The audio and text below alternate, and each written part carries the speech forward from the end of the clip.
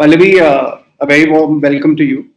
And I'd like to start this entire piece with a small poem about women, and we'd like to take it forward like that. So here it goes. There are just three phrases which I would want to read out.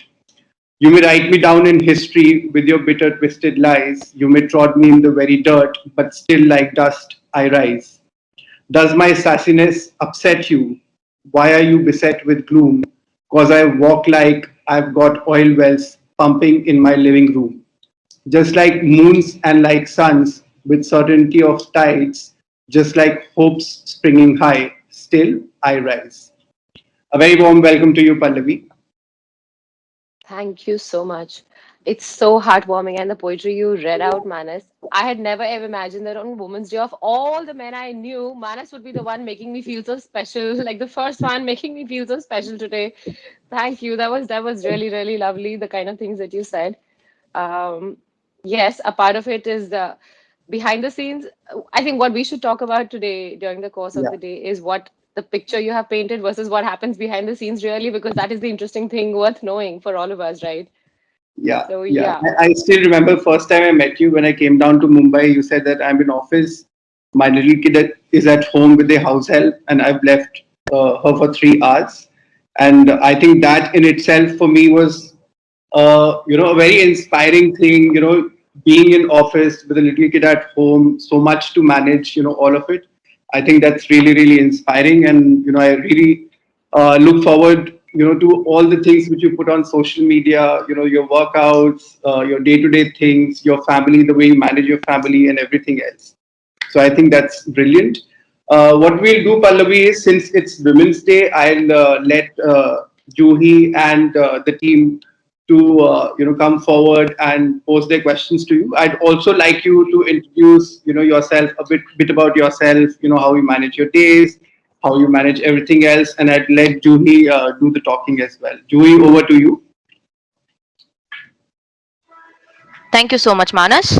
And a big, big thank you to you, Pallavi. I've gone through your Instagram page, I've gone to the website, and I see what all changes have you been up to.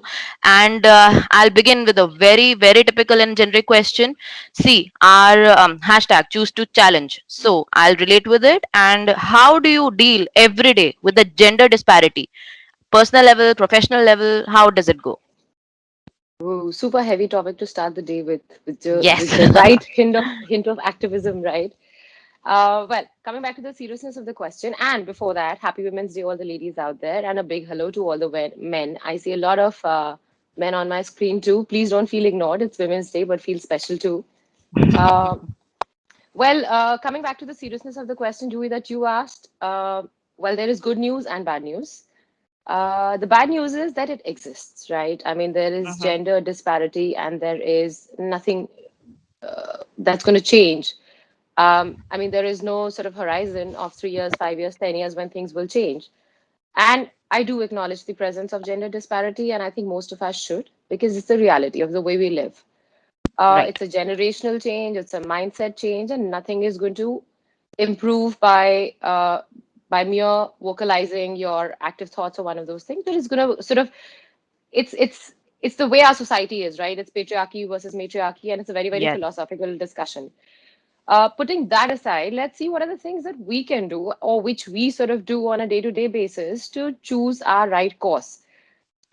Today morning, my mother sent me a message wishing me on Women's Day, and it was a very beautifully crafted message saying, there are fights a dime a dozen, right? Mhm. You can either choose to respond to a gossip about you, or you can Yes. choose to respond to a neighbor's comment about the way you look or the way you dress or the way you step out, or you can choose to save that energy and focus on how to get your personal best going the next day, right? How are you going to manage your things, and what is your vision?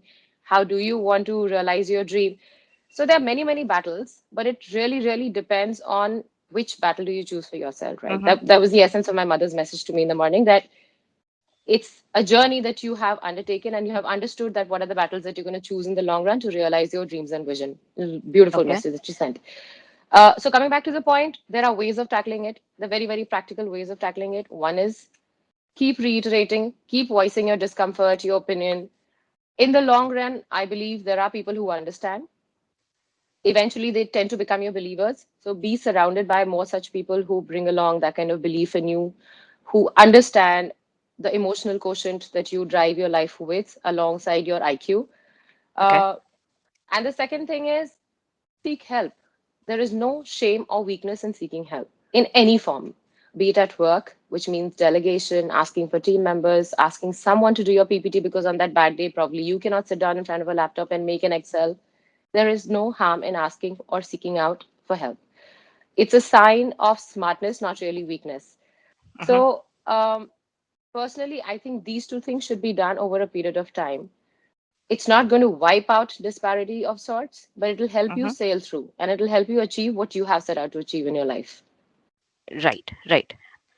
Yes, Pallavi. So the message we can take from this is that choose your struggles and chase for help. Absolutely. Great, Help, great, great. which comes in any form, home, office, ask. At worst, you'll be denied, right? I mean, Yes. there is nothing more hopeless than that, but that's all. Then you can figure the next plan B around it. Right, Pallavi. And since you spoke about your mother, and I'm so sure you also have your role models, and basis that, what do you think is womanhood to you? This was a very beautiful answer, which Sushmita Sen has used when she had won the crown. I think it has stuck Yes, to yes, me as a yes. teenager, right? The essence of womanhood, it comes straight from there. But for me, um, I always say that there are peripherals around a woman which kind of complete a woman, but they never define you. Womanhood is something that you set out for yourself in terms of milestones, visions, dreams, which in completion kind of define you. Mm-hmm. So to say, like, I may be a mother, I may be a wife, I have children, I have a family, I have parents, I have brother, sister, whoever, I have a job, but none of that defines me. It completes me in pieces, right? In blocks and pieces. Yes. But it's me who has defined my big picture. I am the jigsaw, I am the puzzle, and I have decided what courses are going to come and fit in together and how do I make those cuts so that everything comes together. So for me, it's my individuality, number one, which is I. It's all I centric. It's individuality and independence. And Okay. when I say individuality, it means intelligence. It means how you sort of enhance your attributes, how you add to your skill set, how do you sort of fortify yourself as a woman, physically, mentally, emotionally. All of that contributes to individuality and Mm-hmm. independence again. To me, financial independence is of paramount importance. It's a very, very strong message that I want to give Definitely. out to all Yes, the women. yes. I think uh, no matter what you say or what you set out to do, money matters. Chase your dreams, create wealth, create richness around you in whatever way, but live the good life because money matters. And financial independence actually renders you independent in many, many ways. So for me, these two. Okay. So womanhood could be whatever you choose to be, whether financial or you want to run the world. Yes, yes. Absolutely. I think there is nothing stopping. I mean, for me, I relate to somebody like an Oprah Winfrey. It's my dream to become the next Oprah of India. Oh I God. mean, it's laughable. Great, It is great. laughable when you come to think of it, but that's the dream I want to pursue. And I have realized that there will be time then when I can have it all, just not all at once. And that's one Yes. of her quotes. So it's one piece at a time, one block at a time, one step at a time, but you kind of keep progressing in that direction. See what you want to read, what do you want to learn, where do you want to sort of train yourself, how do you want to improve Yes. yourself as an individual. Keep doing it. It's evolution. Womanhood is dynamism, it's evolution, it's individuality and independence. Like I've given you more words than two now. Yes, Pallavi, I completely agree with it. Like you, the walking on that path itself creates so many opportunities for you, makes you grow as a woman, as a person. Totally relatable. Yes, and so you're working with HRX, and it's been quite a while now. So, are there any women-centric social causes that HRS is focused on? See, the biggest cause is me. It's a woman running this show. I'm at the kernel of HRX. I think that's the biggest cause that when I sit down in the boardroom and I speak, I'm actually heard and not just listened to. There's a big difference. Yes, yes. Having said that, there are a lot of women in my team who run the show. There are a lot of women around me who run the show. And thankfully, I'm lucky enough to not face this gender disparity on a daily basis where I work. Uh, I think it's a rarity. But there are places which are like dream places, and I have found mine. So that's one part of it where actually respect is doled out to women and responsibilities are doled out to women at a very, very pragmatic, realistic level. It's not just kind of conversation and talk. Mm-hmm. And the other thing is, we are all for fitness, right? HRX is all for Yeah. fitness and it's holistic fitness. So when we talk about fitness, it's an all encompassing, democratized fitness for men and women. And I'm all for it. I think fitness for women is very important because it kind of enhances your mental abilities as well as physical. So we try Okay. promoting female athletes, we try promoting women sports people. Mm-hmm. We have teams which we have sort of adopted, women's team in football, women's team in basketball. We help them train harder, we help them sail through their difficulties. But these are the small, small things which we kind of do in our capacity to make sure that we can bring about a difference and awareness at that level. Okay. Okay. And since we are talking on fitness, I have an interesting question. Chaitanya, would you like to pick that up? Sure. First of all, a very warm welcome to Pallavi. And as you mentioned about the fitness, I'll take from here. So, my first question is, since you mentioned about fitness, so how do you inculcate fitness in your daily schedule, if I have to ask you? So, should I give you the real truth? You see why I'm wearing this? Because on the other side of this room, my daughter does her online classes. And this is the time when I cannot work Right. practically because I have to be a part of her online classes. So, this is where I actually work out. Her class duration runs from Yeah. 20 to 30 minutes, and I get to do what I get to do in the space of fitness, so to say. Chaitanya, to answer it more seriously, I am not the slave of time, place, sunlight, sunrise, sunset, none of that. For me, it's 30 minutes in a day.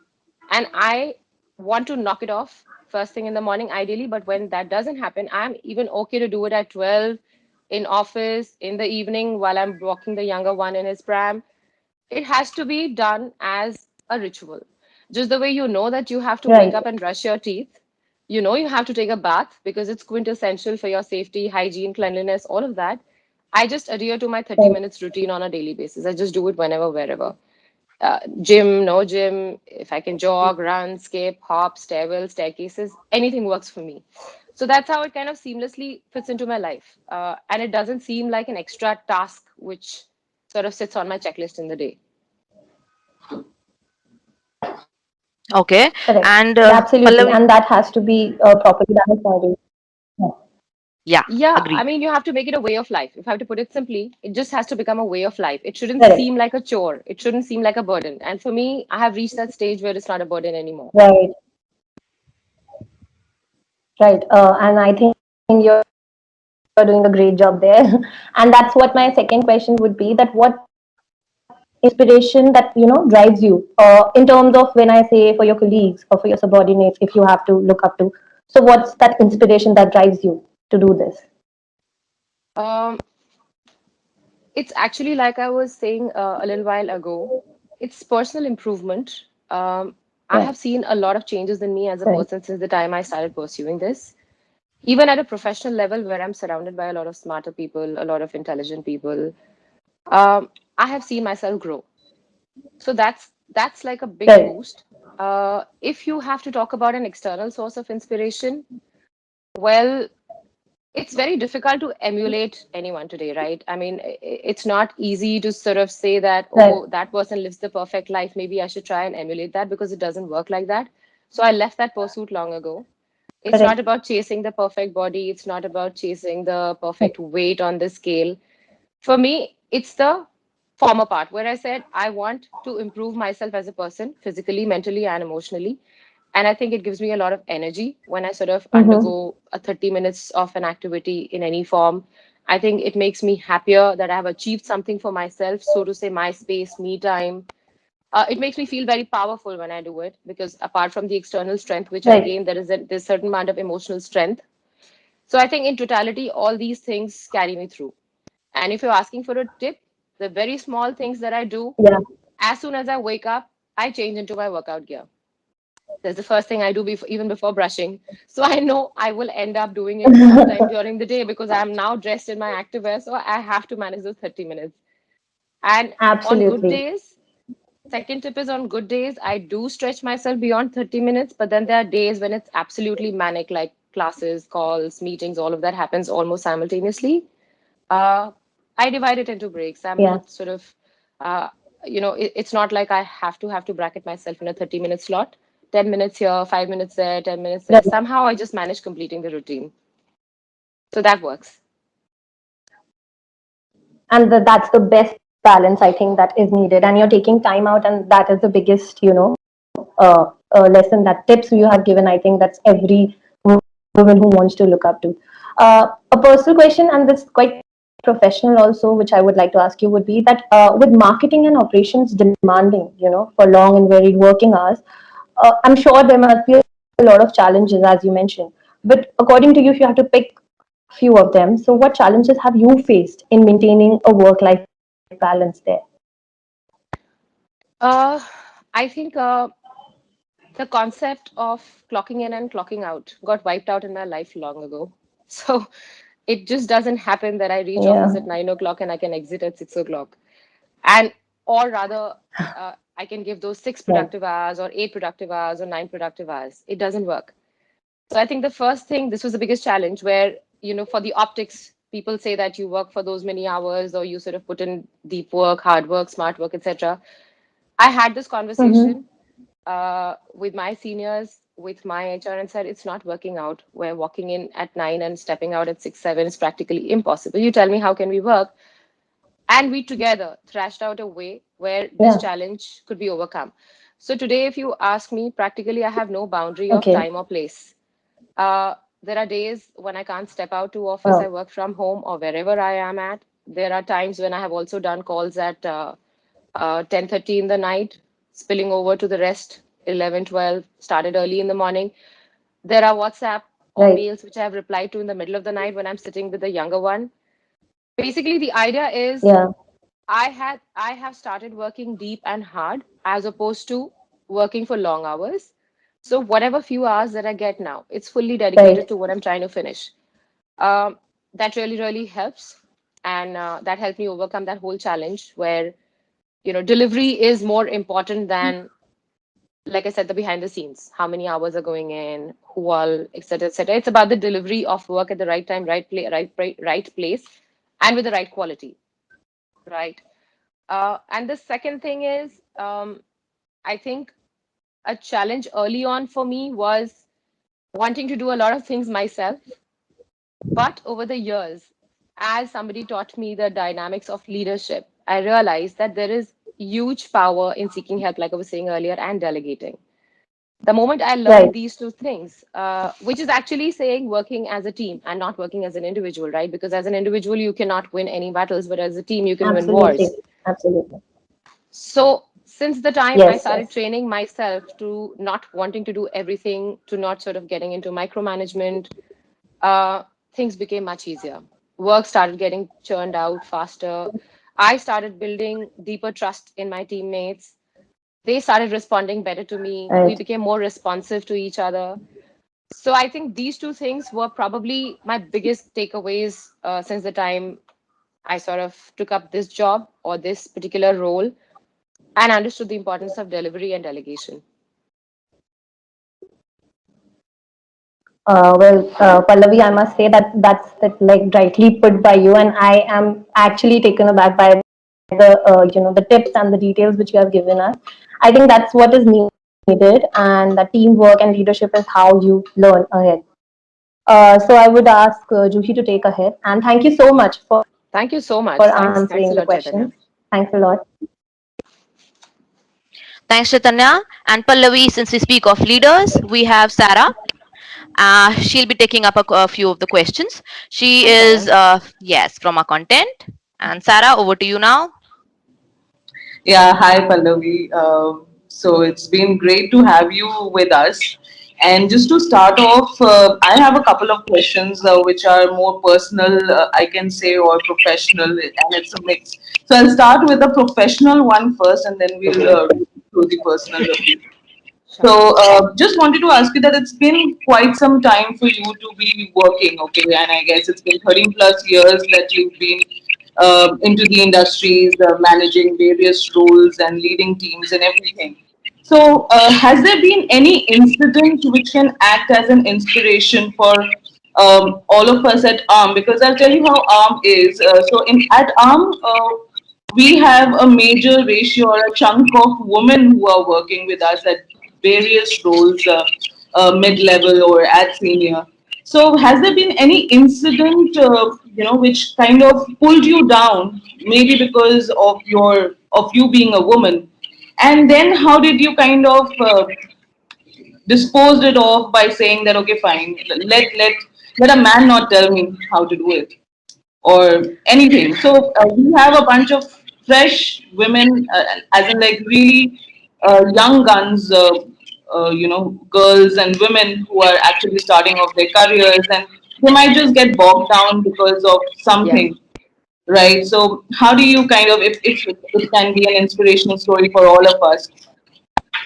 So, Sarah, it's such a deeper question that you've asked me. My God, there's so many layers to it. I just went back, like flashback, thinking all my jobs and all the experiences I've had in the boardroom with various leaders.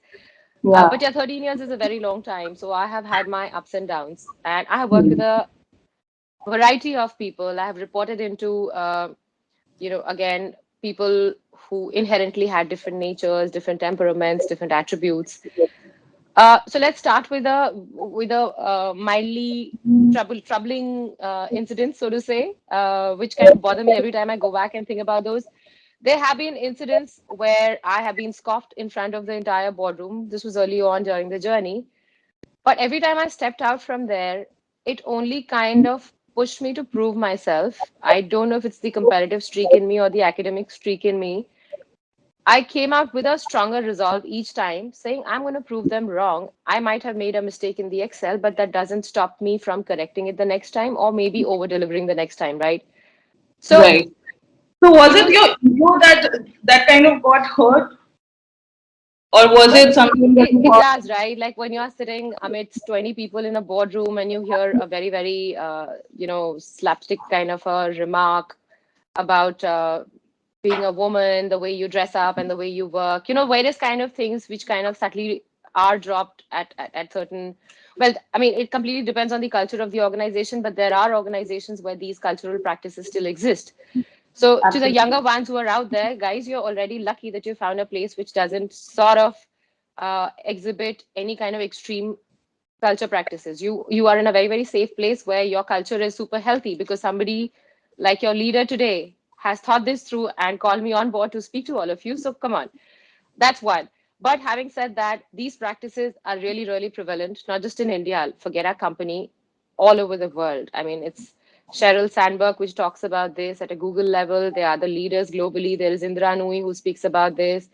So it's all pervasive. But all I'm trying to say is, even if these things are hurtful, put them behind you because you have set out to make a mark for yourself. And none of these things can prove you to be emotionally weak because, guys, again, the good news is that we are the emotionally stronger gender, right? You are nurturers, not just in the role of a mother, but in any relationship in life, I think you can excel.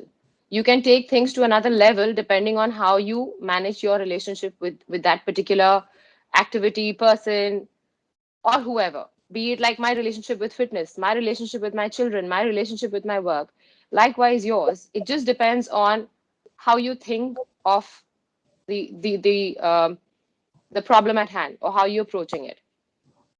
So put it behind you. Do not let anything bog you down because you are there not to compete, not to prove yourself, but to satisfy your own self. So keep doing that. Improve yourself. Every opportunity that you get, make it a point to sort of improve yourself. Now there are incidents when sometimes this was the hurtful part which I was talking about, but there are also times when you're kind of the chosen one to represent your organization and to talk about it, which is a moment of pride. Like I have stood on podiums and I have delivered speeches which were my dream speeches because I was the chosen one from my organization. So there are also people who have invested that kind of trust in me.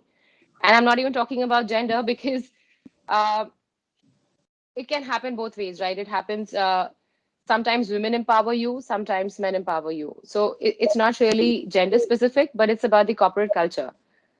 Sometimes it tends to get very competitive, sometimes it tends to get very, very supportive. So both sides of the coins exist. at any given point in time, use any of these things to just amp up your self confidence, amp up your skill set, fortify your attributes as an individual. Keep improving. Just keep improving. That's the journey one has set out on for. Right. So there's a big shout out to all the women at that these are sheer words of wisdom coming from Pallavi.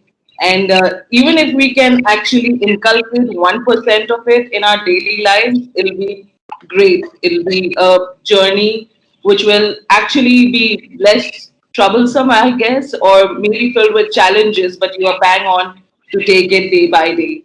I'll move on to the personal piece, Pallavi, over here. So, like you said, and like how Manas also introduced, that you carry out various roles as a mother, as a daughter, as a homemaker, as a lead, as a marketing head.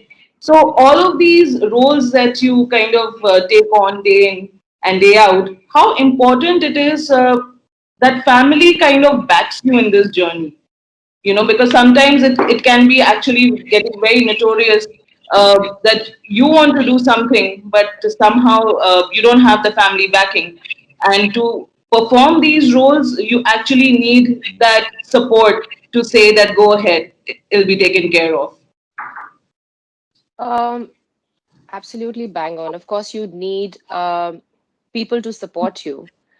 By people, it may be family or non-family, Sarah, because sometimes situations are such that you don't have access to family. But in True. that case, what do you do? Uh, do you stop? Do you take a pause? My conclusion would be I would rather take a pause, not a stop. Uh, Everyone feels a setback in their careers. I would say even I have had a setback because there are times when I have taken a pause because I realize that it's not going to happen. In the sense that I already have my hands full, and if I add more to my kitty, it's only going to aggravate my frustration and turn me into a monster. And let's not do that. So rather, I just paused. I stood there, soaking in the environment, saying, I may be few seconds, few minutes late, but that doesn't stop me from pursuing what I want to pursue. Um, Whether you achieve something at the age of 35 or 36, is there a competition out there? Really? No. It's about your personal gratification. It's about, at the end of the day, how happy do you feel when you put your feet up and imagine all that you have accomplished during the day, the salary you are earning, the good life you can afford for your children, or the good life you can afford for yourself, or that salary bill you can pay. I mean, Yeah. it's about feeling self sufficient, it's about feeling complete. So it's okay to pause. It's absolutely okay to pause. It's not like a rat race. It's not like I've set out to achieve XYZ till the time I become 40, 45. And if you're setting out those kind of goals for yourself, don't do. It only creates extra pressure. So do not pressurize yourself. Family Okay. is very important. Support group is very important for sure. All right. So when you say that you kind of pause and but you don't stop, so are there any certain parameters per se that you kind of schedule your life in during the day? That for example, that I will not work after 7. Just saying. Are there any parameters, or I will wake up early, do something else, or maybe Huh. do one piece of passion that I would want to do the entire day? So, for example, if it's fitness, then you know that half an hour I have to take out. That's more like a passion to you. Yeah. So, are Interesting there any other perspective. parameters? So this again, you can manage both ways, right? The answer, the question that you asked had the answer in itself. Either you tell people that I will not work beyond 7. That's one way Hmm. of doing it, where you're communicating with the external agencies. Or you tell yourself that I'll try waking up an hour earlier and see what happens. Maybe I can finish. Maybe I can take another call. Maybe I can make another PPT, right? So internalization versus external communication. I don't think I've ever been vocal to anyone saying, I don't want to do this beyond 5 or 6. I have always tried attempting. If it fails, it fails, which is fair. I said, okay, I can try. I have even gone to office with my children saying, I didn't want to drop a ball on that meeting. I was feeling very FOMO not being a part of it, but I decided to bring the kids along. So now it's everyone's problem suddenly in the boardroom, right? As opposed to being my problem alone, it's become a collective problem and everyone deals with it. But it's genuinely speaking, it's about the mindset. It's there is nothing that you cannot accomplish. There is nothing which is impossible. It's a mindset thing, and it's B, being happy with yourself, knowing yourself. I would say self awareness. So for me, if I have set out to do something, I'll not set a deadline, typically saying not beyond 7 p.m., not beyond this. I will push myself in the other direction to see where can I accommodate this. Let me try first. And more often than not, ho jata hai. Matlab, it just works itself out. Right. Extremely inspiring for me, Pallavi. Three things that I will take back from this small little conversation that we just had is that there is nothing you can't accomplish, and I truly believe in that. Second is that if I'm not happy about what I do, then Yeah. it will become monotonous. It will be a very grayish area that I will fall into. And the last piece is that pause but don't stop. So Yeah. thank you for those very inspiring words for me. I'll let Juhi to take ahead from here. Thank you, Pallavi. Thank you so much, Sarah. Lovely speaking with you. Thank you, Sarah. So we also, without taking a pause, we'll move on to Niharika. She has a few questions for us. Hi Pallavi, a very happy Women's Day. I'm very Thank happy you. to Same be to you, here as Niharika. well. So my question is rather a very inquisitive one. While I see the journey is something that it's beautifully unfolding, and a lot of questions will unravel a lot more interesting things for us. But what I Sure. particularly wanted to know and learn from you about was what is most important to you right now and why? Because everyone knows that you're wearing too many hats and there are too many things that are on your plate, but there is some certain sense of comfort that comes from doing something, and there is some certain sense of satisfaction that comes from doing something else. So I just wanted to know what's the most important thing to you in the So I'll be moment. most honest and ruthless, maybe. There are three things which are very, very important for me um, on a daily basis. Yeah. My children, because one is four, one is one. And I do tend to become a paranoid mother sometimes, but I try sort of restraining myself and I don't tread that path. But my children are very, very important. And rarely during the day do I leave them alone, or like I just they sort of tag along, or we figure a way of kind of coexisting. Second, my career is very important because I have always been ambitious. This is something which my mother had instilled in me since my growing up years.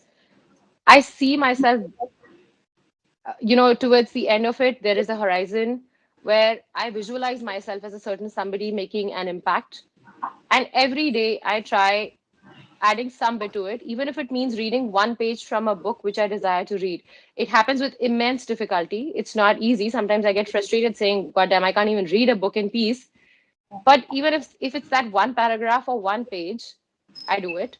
Um, and the third thing, after my children and career, is these days, I think since the last couple of years, since the time I've had my children, I've become self-aware, and every day I want to work on myself. I'll tell you things like knowing that I may have anger issues, for example.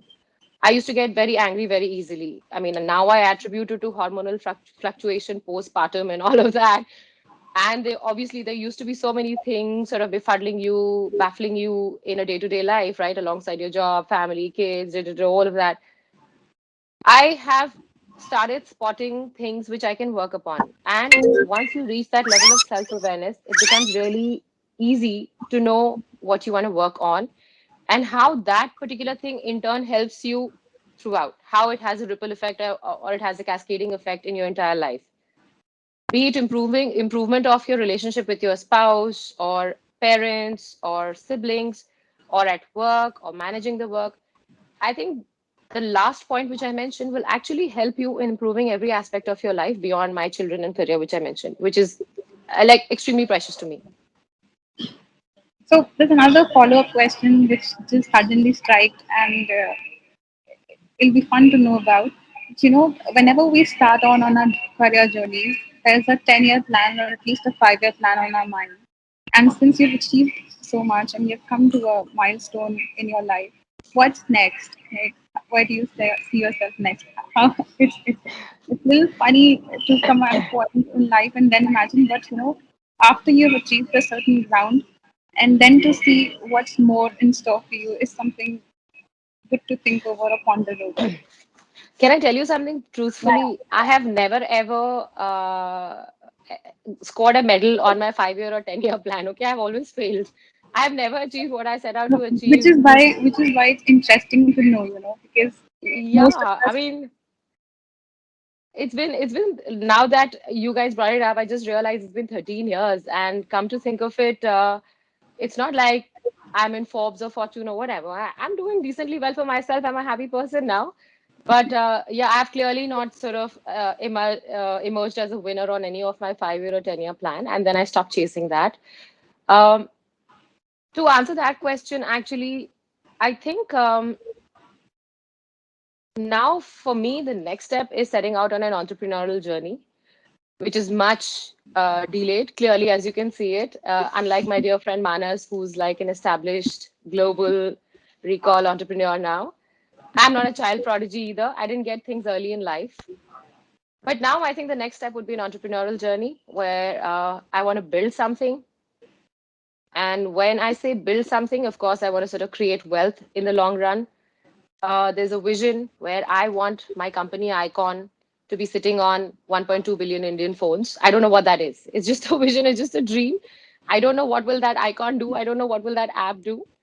But now I'm sort of treading that direction. I'm kind of getting into that track now. Perfect. All the best to you for that, and we will keep getting motivated with your story as well. Thank you so Thank much. you so much. Thanks a lot. Juhi, over to you. Thanks, Niharika, and thanks, Pallavi, to you.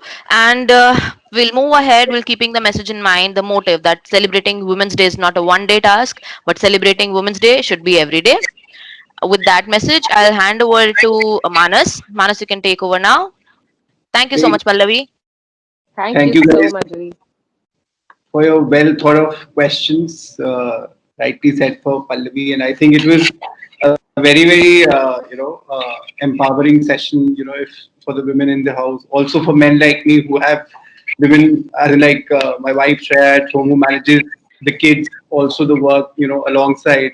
And it's a great testimony to the fact. And, as Pallavi said, that I always respect the women, for whatever they do. And a little bit which I can do to help them, I definitely do. And it's not a help, it's my duty, which I should be doing at home, which I try to do.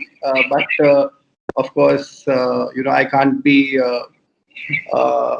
You up are to a the good mark. man, Manas. Pallavi, it was really nice hearing you. And, thank you so much for, sharing your thoughts with all of us. And, I'm sure everybody out there, the men, the women, in at office, are greatly inspired by your journey. And yeah, largely that. And Ritesh, please. Hi, Ritesh. How are Hi, you? how are you? Oh, very, very Very good. well. Thank you. Happy Women's Day to everyone. Thank you so much.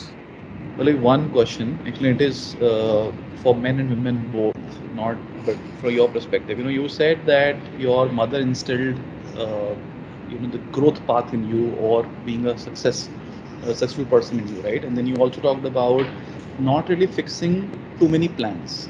You will have a plan, but not fixing too many plans, and obviously not burning yourself for a plan. You have a plan. If it happens, happen. Doesn't happen, doesn't happen, right? But yet, in spite of these two dynamically opposite points, actually, uh, you are very driven. So if you're not like in my case, I've set a goal and I go mad after it, right? And that drives me. What drives you if the goal is not driving My failure. I am driven, but no, kid you not, the growth part which my mother instilled in me. This is not the direction which I was seeking to start with. I was a medical aspirant. I actually set out to become a doctor. I failed not once, twice. And not just that failure, I failed many, many times in different aspects. But what do? Do you sort of sit back and cry over it, or do you make good of what you have? Because the ambition remains the same, right? That remains sacrosanct. That in my 20 years of life journey, I want to be a certain somebody who's making an impact. I want to be talking to people. I want to be creating wealth. That didn't change. I wanted to be famous. That didn't change. What changed was just the path. So instead of taking this highway, I had to take the Western Express instead of Eastern Express. Well, your speed doesn't change, or maybe it does, depending on what you're driving or which vehicle you're driving. Your path changes depending on the traffic, obstacles, etc.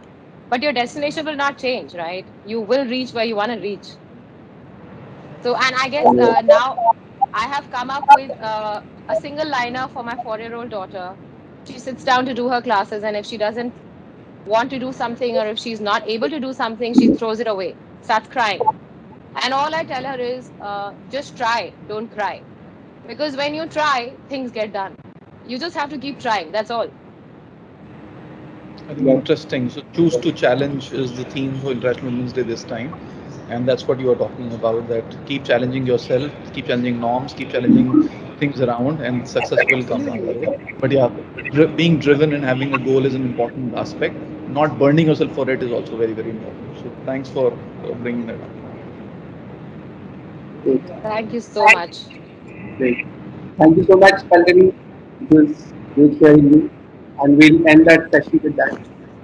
And It was a pleasure. Thank you so much for having me on board. And all the best to all the Armenians. Is that how you address everyone? yeah, Armenians? absolutely. And happy Women's Day to all you women out there. Please, you are super strong. You're superior. Superior. I mean, again, not bringing around a gender dispute here, but you're emotionally very, very superior. Adhere to your strength. I think you can do great for yourself. There's nothing Great. stopping anyone from achieving what you want to achieve. Thank Thank you. you and have a great day, Thank you. everyone. Bye. You too. Bye. Thank you. Bye bye.